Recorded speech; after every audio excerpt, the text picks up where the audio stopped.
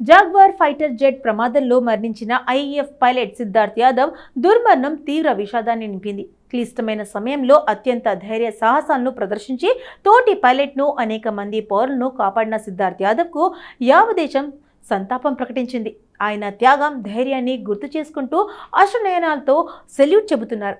త్రివర్ణ పథకం కప్పి పూర్తి సైనిక గౌరవాలతో మజ్రా బల్గియాలోని ఆయన స్వగ్రామంలో ఏప్రిల్ 4న అంత్యక్రియలు నిర్వహించారు. అంత్యక్రియల సమయంలో సిద్ధార్థ్కు కాబోయే భార్య సోనియా యాదవ్ అతని శవపేటిక పక్కనే కుప్పకూలిపోయింది. పెళ్లి బారాత్లో ఆనందంగా ఊరేగి వెళ్లాల్సిన బిడ్డకు అంత్యమ వీడుకోలు పలకాల్సి రావడం కన్న తల్లిదండ్రులకు తీరని శోకాన్ని మిగిల్చింది.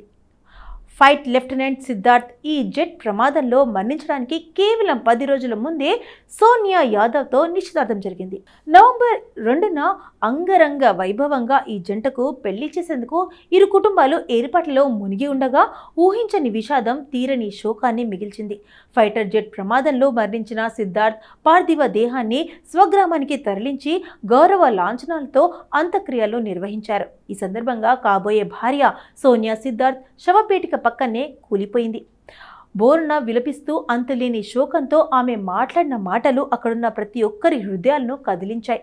సిద్ధార్థ్ యాదవ్ శవపేటికను కౌగులించుకొని వస్తావని చెప్పావు కదా బేబీ, రానేలేదు.